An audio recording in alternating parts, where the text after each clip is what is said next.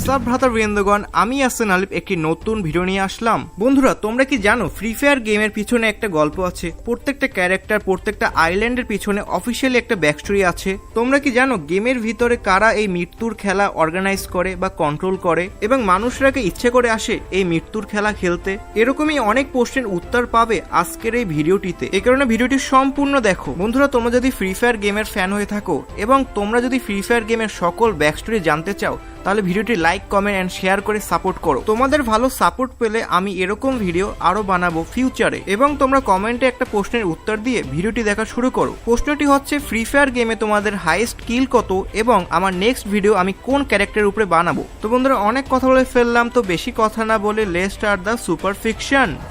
Like you, be strong to hold the powers of the sun.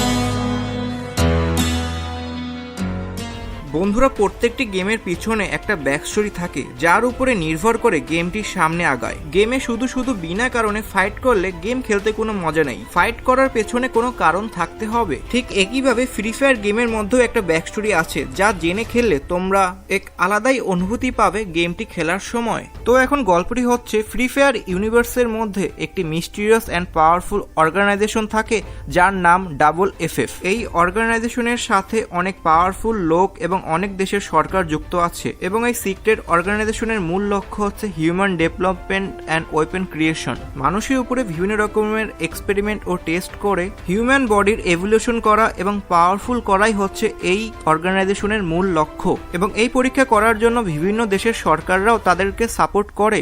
তাই এই company বিভিন্ন দেশ থেকে মানুষকে ইচ্ছায় বা জোর করে কিডন্যাপ করে আনতো বারমুডা ট্রায়াঙ্গেল নামক এর মধ্যে থাকা একটি মিস্টিরিয়াস আইল্যান্ডে, যেখানে এই কিডন্যাপ করা মানুষের উপরে ফ্রি ফায়ার কোম্পানির সায়েন্টিস্টরা অনেক জেনেটিক্যালি এক্সপেরিমেন্ট করে এবং তাদের মেমোরি রিমুভ করে দেয় এবং অনেকেই এই এক্সপেরিমেন্টের ফলে কিছু স্পেশাল অ্যাবিলিটিও পায়। এরপর তাদের উপরে বিভিন্ন ওয়েপেন এবং সার্ভাইভাল স্কিল টেস্ট করার জন্য তাদের এক মিস্টিরিয়াস আইল্যান্ডে পাঠানো হয় প্লেন থেকে আইল্যান্ডে একবার নামার পরই শুরু হয় ব্যাটেল রয়্যাল বা এক মৃত্যুর খেলা। ফ্রি ফায়ার কোম্পানি এর প্রথম এক্সপেরিমেন্ট ছিল দুইজন, তাদের নাম ছিল অ্যাডাম এবং ইভ। তাদেরকেও একইভাবে কোথাও থেকে কিডন্যাপ করা হয় এবং মেমোরি রিমুভ করে দেওয়া হয় এবং জেনেটিক্যালি কিছু এক্সপেরিমেন্ট করা হয়। অ্যাডাম এবং ইভ প্রথম দিকের এক্সপেরিমেন্ট বলে তারা বেশি পাওয়ারফুল না। এই ব্যাটেল রয়্যাল বা এই মৃত্যুর খেলার শেষের দিকে যারা বেঁচে যায় তাদের উপর বিজ্ঞানীরা আবার পরীক্ষা করে, তাদের মেমোরি আবার রিমুভ করে এবং তাদেরকে আবার এই গেম খেলতে বাধ্য করা হয়। এই আইল্যান্ডে ফ্রি ফায়ার কোম্পানি 24 ঘন্টায় নজর রাখে,